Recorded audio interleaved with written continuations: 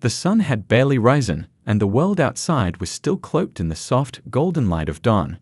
Our family home, a modest, well-kept house on the outskirts of town, was always quiet at this hour, a sanctuary of peace before the day's hustle began. This morning, though, the stillness felt oppressive, as if the walls themselves were holding their breath, waiting for the storm I was about to unleash. I had barely slept the night before, my mind racing with the weight of the truth I had carried for so many years. The guilt had eaten away at me slowly, like a relentless tide eroding the shore, until I could no longer ignore it. I knew that today was the day I had to tell my mother the truth, no matter how much it would hurt her. I found her in the kitchen, just as I knew I would. The early morning was her time, a quiet ritual she had maintained for as long as I could remember. She sat at the small round table by the window, a delicate porcelain cup of tea cradled in her hands. The light streaming in through the lace curtains illuminated her silver hair, making her look almost ethereal. At 80, Violet Sanders was still a beautiful woman, her features lined with the wisdom and grace that only a life well lived could bestow.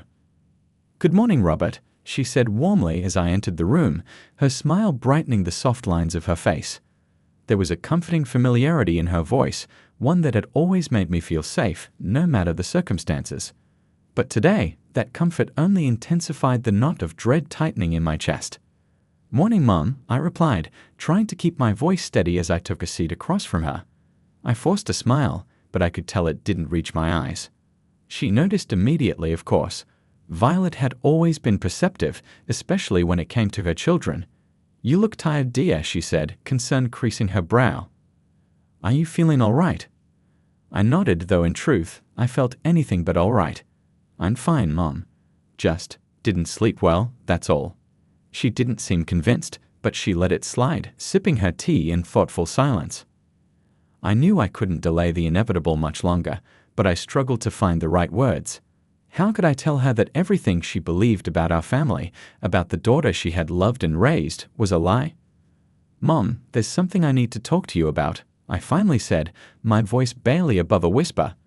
My heart pounded in my chest, the sound of it almost deafening in the quiet kitchen. She set her teacup down carefully, her eyes narrowing slightly as she studied my face. "What is it, Robert? You're scaring me." I took a deep breath, steeling myself for what was to come. "It's about Lainey and Maya." Her eyes widened in confusion. "Lainey and Maya? What about them?" My throat felt dry, the words caught somewhere between my mind and my mouth. But I knew there was no turning back now. "Mom, Lainey isn't your biological daughter. She's not the baby you gave birth to." The silence that followed was thick and heavy, like a storm cloud gathering strength. Violet stared at me, her face a mask of incomprehension.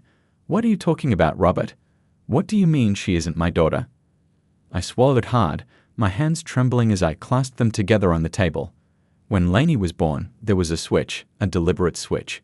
A wealthy woman, Stella Russell, she asked me to do it. Her own baby, Maya, was very sick. She was afraid of losing her, and she offered me money to switch them, your healthy baby for her sick one. Violet's face drained of color, her hand flying to her mouth as if to stifle a gasp. You switched them." Her voice was barely audible, trembling with shock and disbelief. "Yes," I whispered, my shame burning through me like a fire. "I did it. I thought I was helping, but I was wrong, so terribly wrong." Her eyes were wide, glistening with unshed tears as she tried to process what I had just told her. "So, Lainey, she's not." I shook my head, unable to look her in the eyes. "Lainey is Stella's biological daughter, and Maya is the daughter you should have raised." Violet's breath hitched, and she looked away, blinking rapidly as tears began to spill down her cheeks. "Oh my God. Robert, how could you do this?" Her voice broke, and I could see the pain etched deep into her face, a pain I had caused. "I don't know, Mom," I said, my voice choked with regret. "I thought I was doing the right thing, that it would be better this way. But I see now that I was wrong. I've been living with this guilt for years, and I couldn't bear to keep it from you any longer." For a moment, Violet seemed lost in her own thoughts, her gaze distant as she stared out the window. When she finally spoke, her voice was filled with sorrow. "All these years, we've loved Lainey as our own. And now you're telling me that our real daughter, Maya, has been with another family, with a woman who didn't love her. Yes, I said, my heart breaking at the anguish in her voice. Maya didn't have the life she deserved, Mom. Stella, she didn't care for her the way you would have. I've seen her, and I know she's suffered. Violet turned back to me, her eyes filled with tears. We have to find her, Robert. We have to bring her home. I nodded, the weight of my guilt still heavy on my shoulders, but there was a flicker of hope too. I've already found her, Mom. She's living not far from here, in a small town. But it's not going to be easy. She's been through so much, and I don't know how she'll react when she finds out the truth. Violet's expression hardened with resolve, a look I recognized well. She had always been a strong woman, someone who faced challenges head-on, no matter how daunting. We'll find her, Robert. We'll bring her home, and we'll give her the love she's always deserved. She's our daughter, and it's time she knew that. My heart swelled with emotion as I saw the determination in her eyes. Despite the pain I had caused her, Violet was ready to forgive, ready to fight for the daughter she had never known. I reached out and took her hand, squeezing it gently. I'm so sorry, Mom, I said, my voice trembling. I wish I could take it all back, but I can't. All I can do now is try to make it right. She looked at me, her eyes softening as she squeezed my hand in return. We'll make it right together, Robert. But you have to tell your father. He deserves to know the truth too. I nodded, a lump forming in my throat at the thought of facing my father. Jason Sanders was a man of few words, but his silence carried more weight than any words ever could. I knew that telling him would be the hardest part of all. I will, I promised, my voice barely above a whisper. Violet gave me a sad smile, her eyes still glistening with tears. We'll get through this, Robert. We're a family, and families stick together, no matter what. As I looked into her eyes, filled with a mix of sorrow and hope, I knew that she was right. Despite everything, we were still a family, and we would find a way to heal, to move forward together. The drive to my parents' home felt like a journey into the heart of my guilt. My father, Jason Sanders, was a man of quiet strength, a pillar of our family who rarely showed emotion but was always there when we needed him. Telling him the truth that I had upended our family's history with one grievous act, was something I had dreaded for years. Yet, as I drove through the familiar streets, memories of a happier time flashing by like ghosts, I knew that this confession was inevitable. The house I grew up in stood at the end of a tree-lined street, its weathered brick exterior and neatly trimmed lawn a testament to the years of care my parents had poured into it. I parked the car and sat there for a moment, my hands gripping the steering wheel as I tried to steady my nerves. The early morning sun was beginning to warm the air, but inside the car I felt cold, like a man on the brink of losing everything. Violet was waiting for me on the porch, her expression a mix of worry and resolve. I knew she had been trying to prepare Jason for what was to come, though I doubted anything could truly prepare him for the news I was about to deliver. She gave me a tight-lipped smile as I approached. He's in the living room, she said quietly. He knows something's wrong, Robert. He's been on edge since you called. I nodded, swallowing the lump in my throat. I'll talk to him, I said, my voice barely above a whisper. I owe him that much. We entered the house together, the familiar scent of coffee and old wood filling my senses. It was a comforting smell, one that usually calmed me, but today it only heightened my anxiety. I followed Violet into the living room, where Jason sat in his favorite armchair by the window, the morning paper lying unread on his lap. His graying hair was combed neatly back, and his sharp blue eyes, the same eyes I had inherited, locked onto mine as soon as I entered the room. Robert, he said, his voice steady but laced with concern. What's going on? Your mother said you had something important to tell me. I took a deep breath, the words I had rehearsed in my mind seeming inadequate now that the moment had arrived. I could feel Violet's presence beside me, a silent support that I desperately needed. Dad, I began, my voice shaky, I have something to confess. Something I should have told you and Mom a long time ago. Jason's brows furrowed, his gaze narrowing slightly as he sensed the gravity of my words. What is it, son? I hesitated, the weight of the truth almost too much to bear. But there was no turning back now. It's about Lainey and Maya. Jason's expression didn't change at first, but I saw a flicker of something in his eyes, confusion, perhaps, or a dawning realization that this conversation was going to alter everything. "What about them?" he asked, his voice measured but tense. I glanced at Violet, who gave me a small nod, encouraging me to continue. "Dad, Lainey isn't your biological daughter. She's not the baby you and Mom brought home from the hospital." Jason blinked, his face a mask of confusion. "What are you talking about, Robert? Lainey's our daughter. We've raised her since she was a baby." I forced myself to hold his gaze, even as I felt my heart breaking. "There was a switch, Dad. A deliberate one. I was the one who did it. I switched Lainey with another baby, your real daughter, Maya." For a moment, the room was utterly silent. The only sound was the ticking of the old grandfather clock in the corner, each tick a painful reminder of the seconds dragging by. Jason's face remained impassive, as if he was trying to process the information, but I could see the growing tension in his posture, the tightening of his grip on the armrests of his chair. "You switched them," he repeated slowly, as if the words were foreign, incomprehensible. "Yes," I whispered, the guilt in my voice undeniable. "Maya was very sick when she was born, and a woman, Stella Russell, offered me money to switch her with your healthy baby. I thought I was helping, but I was wrong." Jason's face turned pale, his eyes darkening with a mixture of disbelief and anger.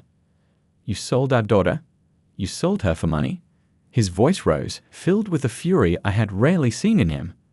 I'd flinched at the accusation, but I knew it was the truth. "It wasn't just about the money, Dad.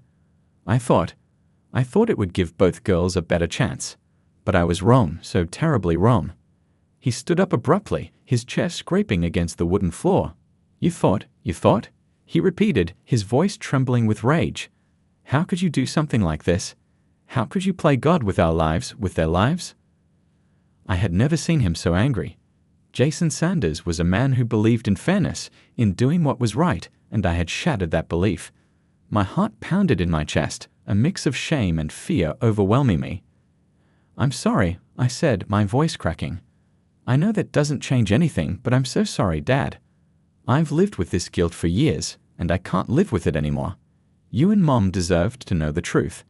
He turned away from me, his shoulders tense, his hands clenched into fists at his sides.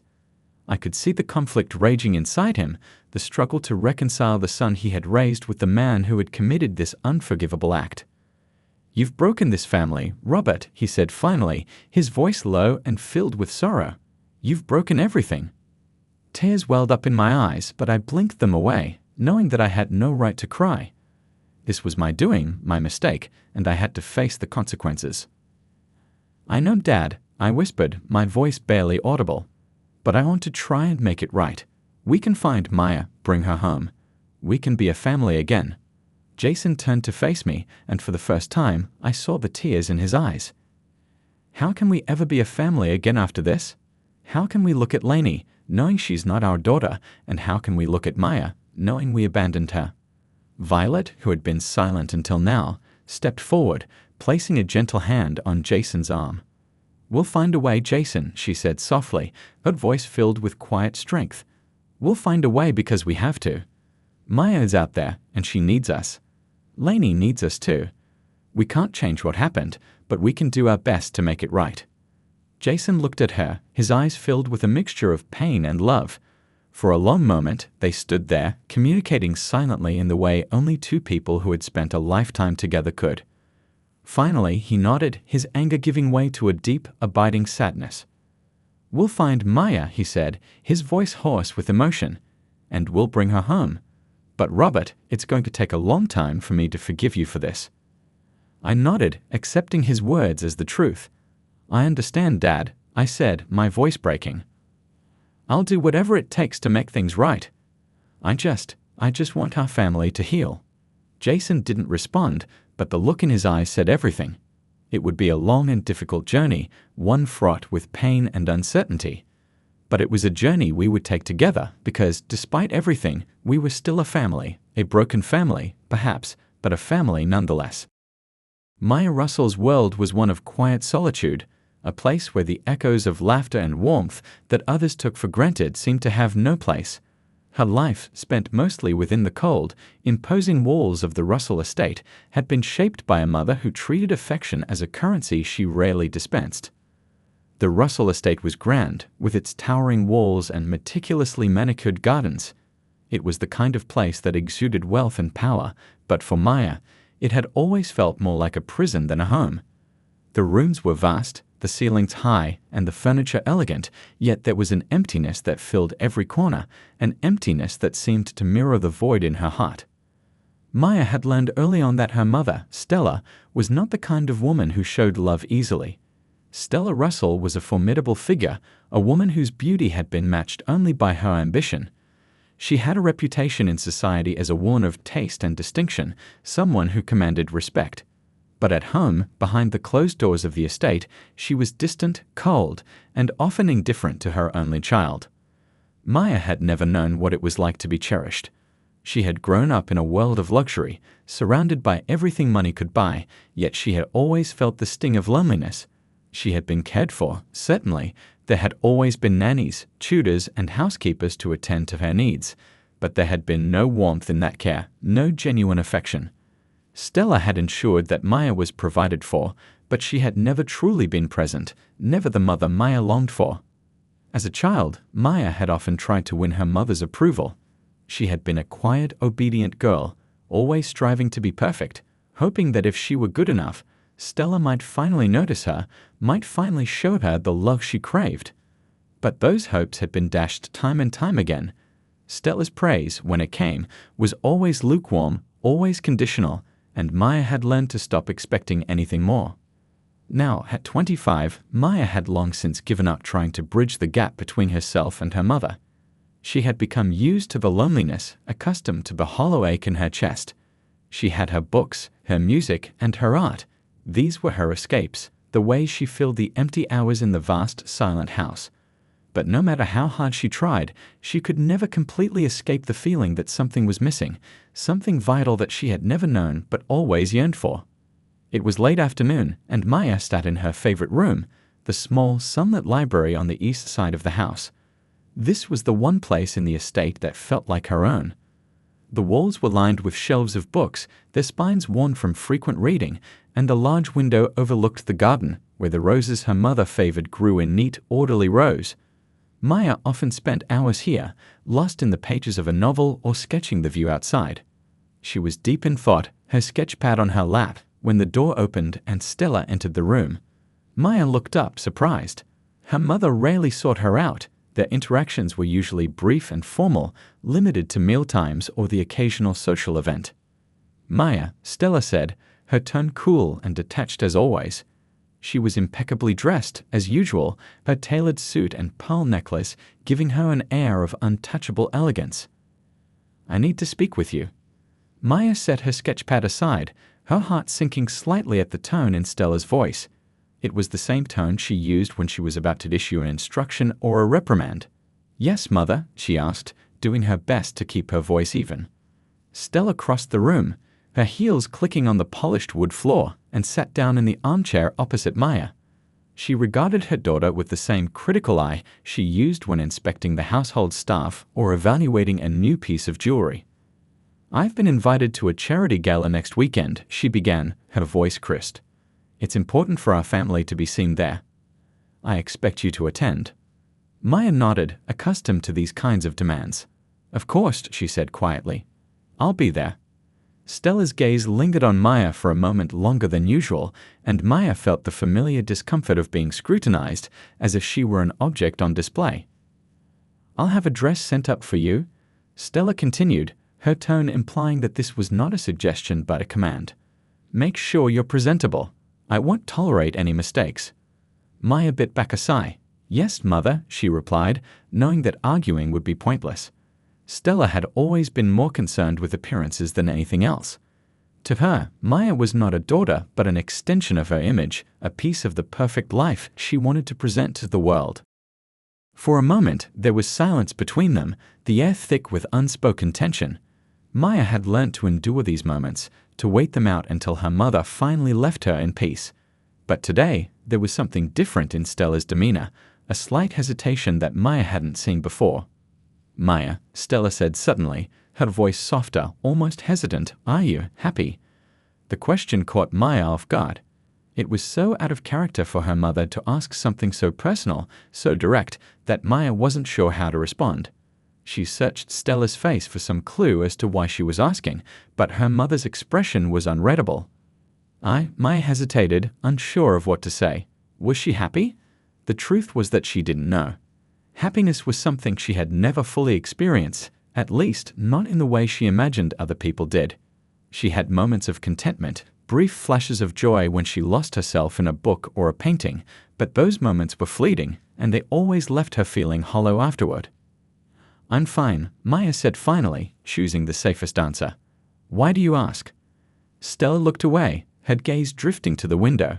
You've been distant lately, she said, her voice lacking its usual edge. I just wanted to make sure you're all right. Maya blinked in surprise. This was the closest thing to concern she had ever heard from her mother. For a moment, she allowed herself to hope that perhaps, just perhaps, there was a part of Stella that cared for her, that wanted to connect with her. But that hope was quickly dashed by the next words out of Stella's mouth.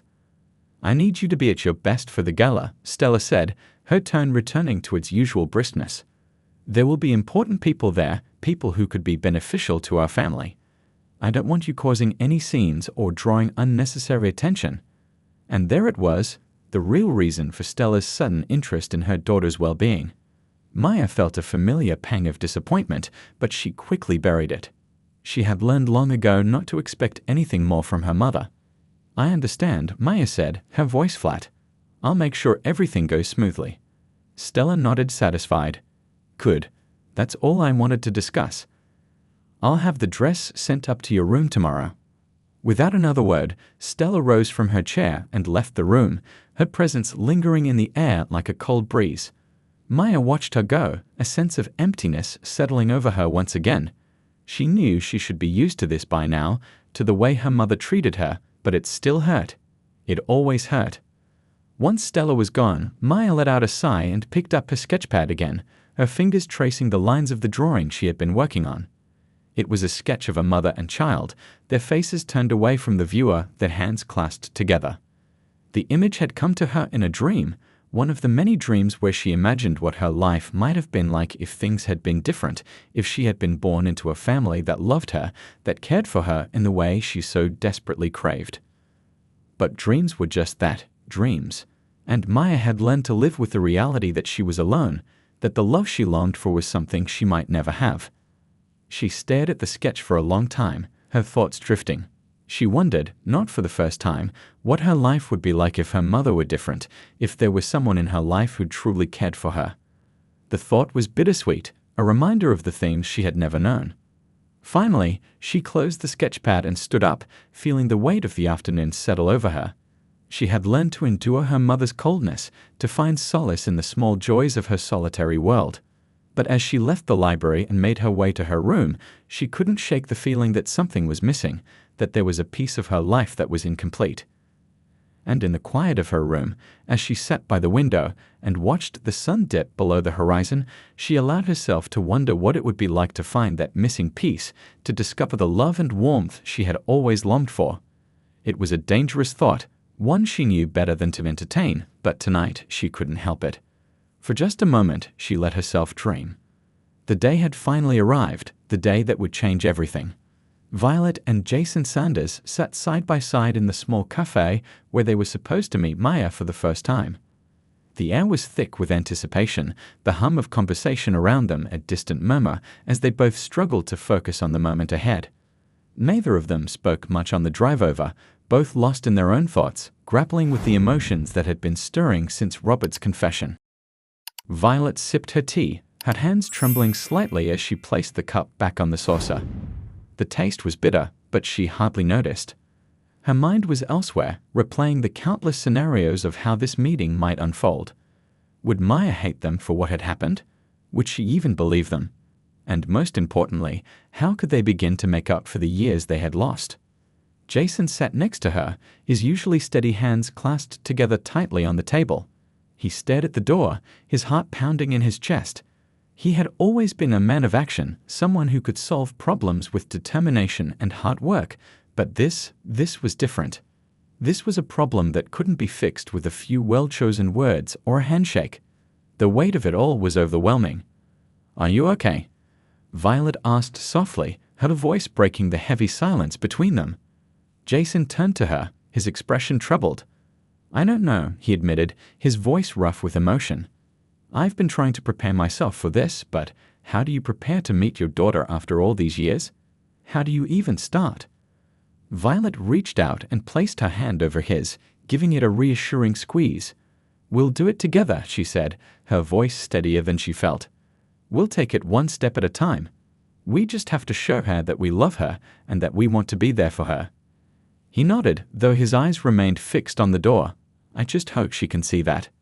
Before Violet could respond, the door to the cafe opened and a young woman stepped inside. She was tall and slender, with long dark hair that framed her pale face. Her eyes, the same shade of blue as Jason's, scanned the room uncertainly. There was a vulnerability in her posture, a hesitance that spoke volumes about her state of mind. Violet's heart leaped into her throat. She knew, without a doubt, that this was Maya. The resemblance to Jason was undeniable, and something deep inside her recognized her daughter, even after all these years. It was an instinct, a maternal pull that she couldn't explain. "That's her," Violet whispered, her voice trembling with a mixture of fear and hope. Jason's breath caught in his throat as he watched Maya step further into the cafe, her gaze sweeping across the room. When their eyes finally met, there was a brief moment of recognition, a flicker of something that passed between them. But it was quickly replaced by a guarded expression, as if Maya had already put up a wall to protect herself. "Maya," Violet called out, her voice soft but clear. Maya hesitated, her eyes narrowing slightly as she looked at the two of them. She seemed unsure, almost wary, as if she was questioning whether she had made the right decision in coming here. But after a moment, she took a deep breath and walked over to their table, her steps slow and deliberate. "Aren't you Violet and Jason Sanders?" Maya asked, her voice tinged with uncertainty. "Yes," Violet said, standing up to greet her. She wanted to reach out, to embrace her daughter, but she held herself back, sensing that Maya wasn't ready for that. Instead, she offered a tentative smile. "I'm Violet, and this is Jason. Thank you for meeting with us."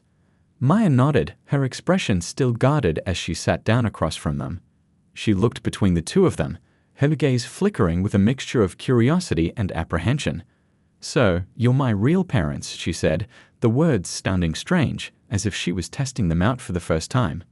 "Yes," Jason replied, his voice thick with emotion. "We are. And we've been looking for you. For a long time." Maya's eyes darkened and she looked away, her fingers tracing the edge of the table. "Why now?" she asked, her voice barely above a whisper. "Why did it take you so long to find me?" Violet and Jason exchanged a glance, both struggling to find the right words. It was Violet who spoke first, her voice filled with regret. "We didn't know Maya. We didn't know what had happened until recently. Your brother Robert, he's the one who told us the truth. He made a terrible mistake, and we're so sorry that it took us this long to find out." Maya's gaze snapped back to them, a flash of anger in her eyes. "A mistake," she repeated, her voice rising slightly. "You think what happened to me was just a mistake?" "No," Jason said quickly, leaning forward, his voice earnest. "It wasn't just a mistake, it was wrong. It was something that never should have happened, and we're so sorry for the pain it caused you. We can't change the past, but we want to make things right now, if you'll let us." Maya's expression softened slightly, but the hurt in her eyes remained. "You say that, but how? How can you make up for all the years I spent with her? She never wanted me. She didn't care about me. I grew up feeling like I didn't matter, like I was just an inconvenience." Violet's heart broke at the pain in her daughter's voice. "Maya, I can't even begin to imagine how hard that must have been for you," she said, her voice trembling. "But I want you to know that you do matter. You matter to us more than anything. We want to be there for you now, to give you the love and care you should have had all along." Maya looked down at her hands, her fingers twisting together nervously. It's a lot to take in," she said quietly. I've spent my whole life thinking I didn't have a real family, that I was alone. And now you're here, and you're saying that you're my parents. It's overwhelming." Jason reached across the table, his hand hovering just above hers, hesitant but sincere. "We know this is overwhelming, Maya. We know we can't erase the past, but we can try to build a future together if you're willing. We're not asking for forgiveness right away. We just want a chance to know you, to be the parents we should have been." Maya looked up at him, her eyes searching his face. There was something in his voice, a raw honesty that she wasn't used to, that made her want to believe him. But the wounds of her past were still fresh, still painful, and she wasn't sure if she was ready to open herself up to more hurt. "I don't know," she whispered, her voice trembling with uncertainty. "I don't know if I can do this." Violet leaned forward, her eyes filled with a mother's love, a love that had been denied for far too long. "You don't have to decide anything right now, Maya," she said gently. "Take your time. We're not going anywhere. We'll be here whenever you're ready. All we want is a chance to get to know you, to show you how much we care." Maya felt a lump form in her throat as she listened to them, her emotions swirling inside her like a storm. She had spent so many years building walls around her heart, walls that had kept her safe, but had also kept her isolated. And now, here were these two strangers, her real parents, asking her to let them in, to trust them. It was terrifying, but it was also something she had longed for her entire life. "Okay," she said finally, her voice barely audible. I'll try to get to know you." Violet's eyes filled with tears, and she smiled, a smile filled with hope and relief. "Thank you, Maya," she said, her voice thick with emotion. "Thank you for giving us a chance." Jason nodded, his own eyes bright with unshed tears. "We won't let you down, Maya, we promise." Maya looked at them both, her heart still heavy with doubt and fear, but for the first time in a long time, there was also a glimmer of hope. It was small, fragile, but it was there. And as they sat together in that small cafe, the three of them, trying to bridge the gap of years lost, Maya allowed herself to believe that maybe, just maybe, she wasn't as alone as she had always thought. The Sanders home was a place of warmth and comfort, a stark contrast to the cold, imposing mansion where Maya had spent most of her life. It was a large but cozy house with a welcoming aura, filled with the sounds of life, laughter, conversation, and the occasional bark from their old dog Max. The walls were adorned with family photos, moments of love and joy captured in frames, telling the story of a family that had always been close-knit. As Violet and Jason led Maya through the front door, Lainey was already waiting in the living room, sitting nervously on the edge of the couch. She had been told everything just a few days earlier, and while the news had shaken her, she was determined to be strong. Lainey knew this meeting would be awkward, that it might even be painful, but she also knew that it was necessary. She wanted to meet her sister, her real sister, and to see for herself what this new chapter in their lives would bring. Maya, for her part, was overwhelmed. Everything about the Sanders home was so different from what she was used to.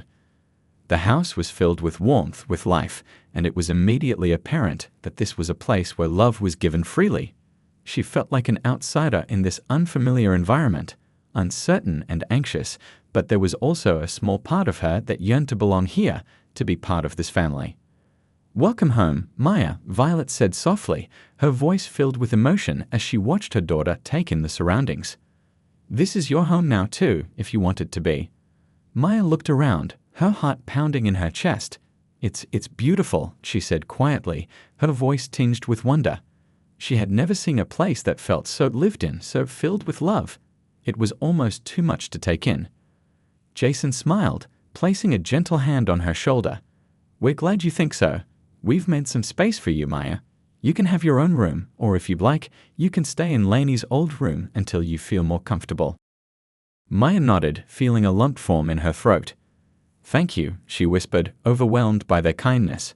She knew this was all new for them too, and she appreciated how much they were trying to make her feel at ease. At that moment, Lainey stood up, her hands clasped nervously in front of her. She took a tentative step forward, her eyes meeting Maya's for the first time. There was a brief, charged silence between them as they both studied each other, unsure of what to say, unsure of how to begin. "Hi," Lainey said finally, her voice soft but warm. "I'm Lainey." Maya's heart raced as she looked at the girl who had grown up in her place, the girl who had known the love and care she had always longed for. There was a brief flash of jealousy, but it was quickly replaced by a wave of empathy. Lainey was just as much a victim of this situation as she was. "Hi," Maya replied, her voice shaky but sincere. "I'm Maya." Lainey smiled nervously, and there was a moment of awkward silence before she took a deep breath and continued. "I know this must be really strange for you. It's strange for me too. But I want you to know that I'm really happy to meet you. I've always wanted a sister." Maya blinked, taken aback by Lainey's openness. She had expected tension, maybe even resentment, but not this genuine warmth, this desire for connection. "I've always wanted a sister too," she admitted, her voice barely above a whisper. "I just never thought I'd actually have one." Lainey's smile widened and she stepped closer, her nervousness fading as she realized that Maya wasn't rejecting her. "Well, now you do," she said with a tentative laugh. "And I'm really glad it's you." Maya felt her heart swell with emotion. This was all so new, so overwhelming, but in that moment she felt a small spark of hope, a glimmer of the connection she had always yearned for. "Thank you," she said softly. "I'm glad it's you too." Violet and Jason exchanged a relieved glance, their hearts full as they watched their daughters begin to connect. This was what they had hoped for, what they had prayed for, that Maya and Lainey would find a way to bond, to become the sisters they were always meant to be. "Why don't we all sit down and talk?" Violet suggested gently, her eyes shining with unshed tears. "There's so much we need to learn about each other, so much we want to share." Lainey nodded eagerly, gesturing to the couch. "Yeah, come sit with me, Maya. I can tell you all about growing up here, and you can tell me about you. I want to know everything." Maya hesitated for a moment, then nodded, allowing herself to be led to the couch. As she sat down beside Lainey, she felt a strange mix of emotions: fear, hope, anxiety, and something that felt almost like excitement. This was a new beginning, a chance to start over, to build something she had never had before, a family. As they settled in, Violet and Jason took their places on the armchairs across from the girls, watching them with tender smiles. It was clear that both Lainey and Maya were nervous, unsure of how to navigate this new relationship, but it was also clear that they were both willing to try. "So, Maya," Lainey began, her tone a mix of curiosity and eagerness, "do you have any hobbies? I love drawing and playing the piano. We could do those together if you're into them." Maya smiled shyly, feeling a warmth she hadn't known in years. "I like drawing too," she said, her voice soft but excited. "And I love reading. I've always found it's a great way to escape everything." Lainey's eyes lit up. "That's amazing. We could start a little book club, just the two of us. We have tons of books here. You'd love the library. And we can draw together too. I'd love to see your sketches." Maya's heart fluttered at the idea of sharing these things with someone, of finally having someone to bond with. "I'd like that," she said, her smile growing. "I'd really like that." As the conversation flowed, the initial awkwardness began to fade. The four of them talked for hours, sharing stories, laughter, and even a few tears. Maya learned about Lainey's childhood, about the love and support she had grown up with, and Lainey listened intently as Maya shared bits and pieces of her own life, the parts she was comfortable talking about. There was still so much to process, so much to unpack, but in that moment, it felt like they were all on the right path. As evening fell, Violet suggested they order pizza, something casual and comforting to mark the beginning of this new chapter. They ate together around the kitchen table, the atmosphere light and relaxed, filled with the kind of easy banter that comes naturally to a family. For the first time in years, Maya felt a sense of belonging, a sense that she was part of something bigger than herself. Later, as they settled in the living room with cups of tea and hot cocoa, Lainey turned to Maya with a hopeful smile. "You know, Maya, I was thinking, since we're both kind of new to this whole sister thing, maybe we could, I don't know, have a fresh start. Like, figure it out together." Maya looked at her, her heart swelling with gratitude and relief. "I'd like that," she said softly, her voice filled with emotion. "I'd like that a lot." Violet and Jason exchanged a glance, their eyes meeting in a silent exchange of gratitude and hope. This was what they had prayed for, what they had feared might never happen. A new beginning, not just for Maya, but for all of them. As the night drew on, the house was filled with the sounds of laughter, of voices sharing stories and dreams. It was a new beginning, a chance to build the family they had all longed for. And as Maya looked around at the faces of her parents and her sister, she felt something she hadn't felt in a long time: happiness. Real, genuine happiness. For the first time, Maya allowed herself to believe that this could be her home, that these people could be her family. It would take time, and there would be challenges ahead, but she knew, deep down, that they would face them together. And as the clock ticked past midnight, marking the start of a new day, Maya made a silent promise to herself and to her new family. She would open her heart to them, she would let them in, and she would do her best to be the daughter and sister they deserved. In that moment, as she sat beside Lainey, with Violet and Jason smiling warmly across from her, Maya knew that this was the beginning of something beautiful. A new beginning full of hope, love, and the promise of a future where she finally belonged.